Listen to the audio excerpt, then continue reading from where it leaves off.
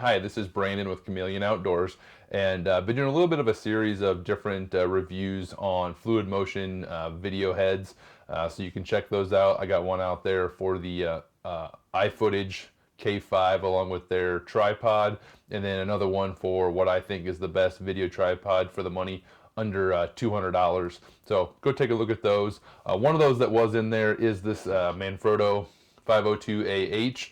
And what I'm doing is, this is kind of when I was testing out kind of the higher end tripods for, or video heads for what I was willing to spend. The Manfrotto 502AH is about $180. This is the Benro S6 Pro, which is their newer version of the S6. This one comes in about $250. And then I also went ahead, since I was doing this, I ordered the Manfrotto 504X, coming in right at $400. So quite a bit more for this one, but I wanted to see, what does it bring to the table compared to these other ones, and is it worth the extra money? One thing for me that's important is both size and weight. The Manfrotto 502 is weighing in at 3 pounds 8 ounces.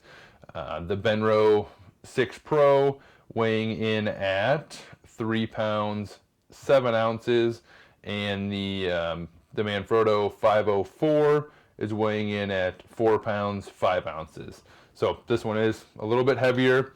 I'm using this water bottle so you can kind of see a little bit on the different size elements.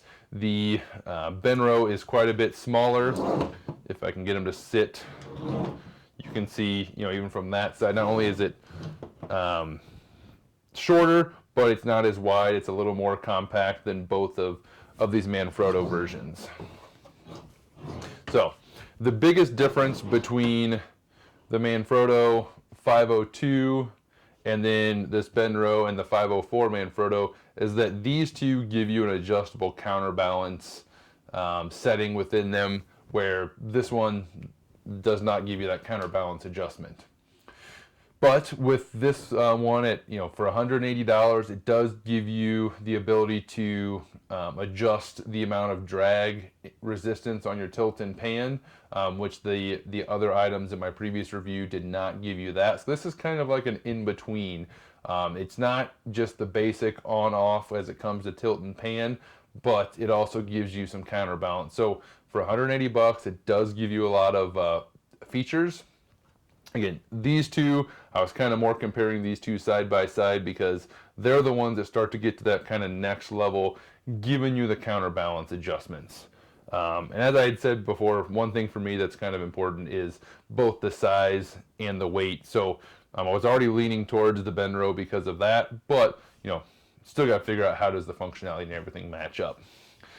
One feature, or a couple features that are unique to this Benro that aren't on either of the Manfrottos, is this version gives you the ability to adjust the length of the arm, which is really nice for my purposes. It gives me the ability to adjust that the way I need it.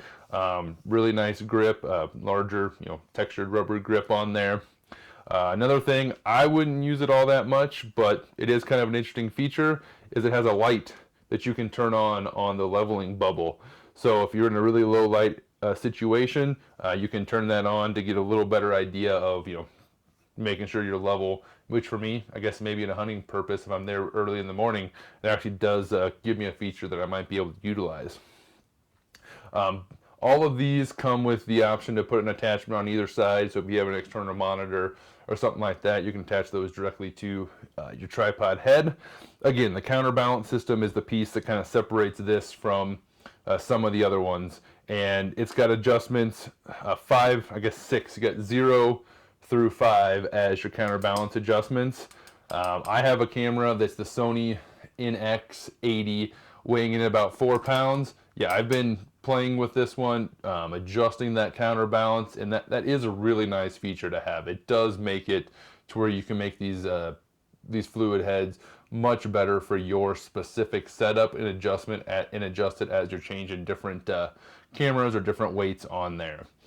This one, as with all the other ones, it's going to have a on-off for your tilt and your pan, which are just little knobs over here that you twist on and off.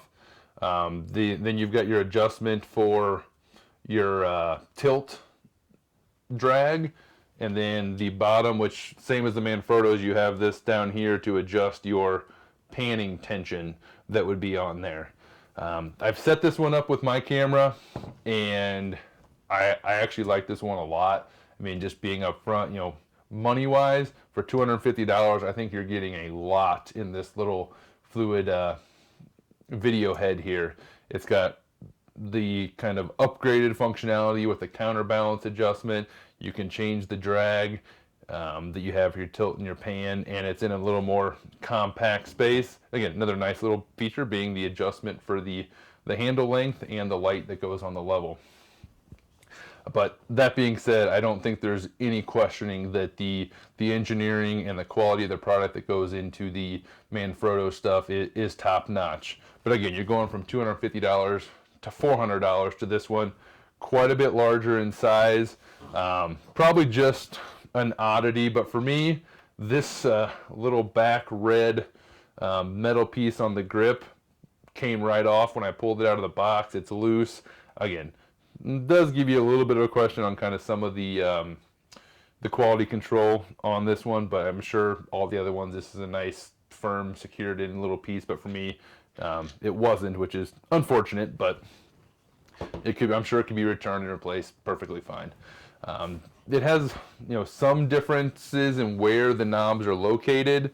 You know, on the Benro, both of the locking mechanisms are on the left-hand side, which I like, so that if I'm using obviously the handle with my right hand, I can make my adjustments pretty easy with my left hand. They're all right there. On this Manfrotto one, your lock and unlock is a larger knob on the side, and then the inner knob is going to be your drag resistance adjustment. And on the right hand side is going to be your counterbalance adjustment. And again, same as I did with this one, setting up with my camera, that makes such a big difference in locking it where you want it, getting it set the way you want it, that fits for your camera. The lock unlock for the pan is a little knob on the backhand side here, and then you've got your adjustment on the bottom that's going to give you your tension change for your panning. It too has the on-off, or the leveling device there. One thing that's probably not going to pick up in the video at all is, and I don't know if it's just missing it, but with mine, there's this big open area in the back here of this video head, and that worries me that dust and other particles are going to get in there, because you can see the working mechanisms right in there. So I have a feeling this one was shipped without that in error. If not, that to me seems to be a kind of a pretty big flaw for a $400 video head. So I guess with the way this is kind of messed up, this not being there probably leads me to believe this is a returned item that I got sent. But everything works very well. It's super smooth. It's got really nice adjustments. Again, quite a bit heavier, quite a bit larger. So again, me just being the consumer, I'm not a professional out there doing this all the time. I would absolutely, without a doubt, lean towards this Benro S6 Pro as compared to the Manfrotto 504 X. And again, your price difference is about $150. You're getting the same functionality between the two. This one has a few features I like a little bit better. I think some of the components within the Manfrotto are maybe a little bit higher quality, but this one is very well maintained, well made. It does have a lot of metal parts versus plastic parts, so either one of them obviously is going to do the job. It's a step up from the other line that I looked at that was more just an on-off as it relates to your tilt and pan. You didn't have a lot of the adjustments in terms of definitely no counterbalance adjustment options, and this was the only one, the Manfrotto 502AH, that gave you some drag adjustments for tilt and pan. The other ones were just, again, more on-off. You could adjust it slightly by how much you tensioned the on-off, but you know, if I was to be purchasing, and I will be keeping the Benro S6 Pro as kind of my my higher end video head that I'll be using if I'm not doing as much packing or going as far up into the mountains to where the weight element and size isn't as much of a factor. Absolutely be using this one. I was actually really impressed with the size and the functionality that comes with it. As I said in my other video, if I'm looking at the kind of base model video heads, the Aveo V501 surprisingly to me was the best bang for your buck there. So I encourage you to go check out that video if you're not willing or wanting to spend as much. But hopefully, again, these videos are they're my opinions, they're my thoughts. I try to research a lot online. I struggled to get really what I wanted in terms of size differences, functionality differences by looking at some other videos. So hopefully this is helpful. Again, the Manfrotto 502 is a great kind of in-between head that gives you some additional functionality. It's quite a bit larger than the other ones that are in the, I guess I call it kind of the base set of heads. The more advanced ones that give you some counterbalance, Benro S6 Pro, by far my choice on these. So hopefully these are helpful. If you have any questions, you can leave me a comment. I'll be glad to follow up with you as quickly as I can. And again, thank you for your time. This is Brandon with Chameleon Outdoors.